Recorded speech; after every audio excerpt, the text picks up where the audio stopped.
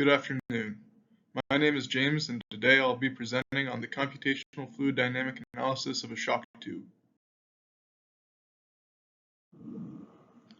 Shock tubes, or shock tunnels, are devices used to experiment with shock waves. Specifically, they are commonly used to analyze supersonic or hypersonic flow. Use of these devices dates back to the 1940s, just before the Bell X-1 made history as the first aircraft to officially break the sound barrier. Research from the time explicitly shows the work done by MIT and NASA to observe supersonic flow. A shock tube is a typically cylindrical tube or tunnel in which there are two sections. The first, larger region, is filled with ambient air with standard atmospheric properties. The second, smaller section, is filled with extremely high pressure, high density, and often hotter air. Once these regions are filled, the thin membrane between them is broken. The expansion of the high-pressure air into the low-pressure region creates a shock wave. The chart shown here displays the relation between the pressure ratios of the two regions and the Mach number of the shock wave created. Considering a shock wave Mach number of 2, the ratio of pressure would be about 10 to 1 between the high and low pressure regions. The first experiment of my project consisted of the use of a basic shock tube.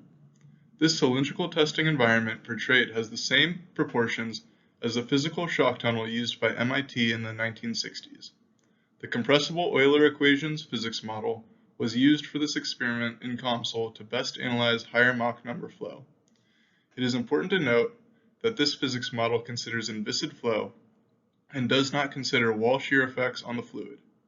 In a real-life experiment, these effects would cause vortexes to form behind the shock wave and affect the flow you see here. This video clearly shows how the interaction works. As the membrane breaks, the shock wave forms and shoots down into the low pressure region at a Mach number of 1.3.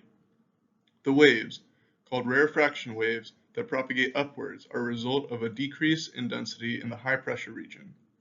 It is clear how these waves travel at high speeds in either direction before hitting the opposing wall and reflecting, causing oscillatory shock waves.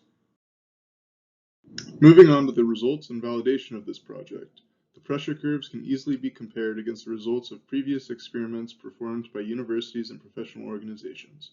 The pressure curve, shown to the right, clearly matches the results found by Stever and Bisplinghoff, the researchers from MIT. This validates the results for the pressure aspect of the shock wave and suggests a large level of certainty to those results. However, when considering compressible ideal gas, it is important to consider density as well to ensure accurate results. The most interesting finds of this experiment is shown below. The left depiction shows the Mach number results when the pressure ratio is tailored to a specific case. However, the other two depictions show why it is critical to validate the density ratio. The left diagram shows the Mach number when the density ratio is too low.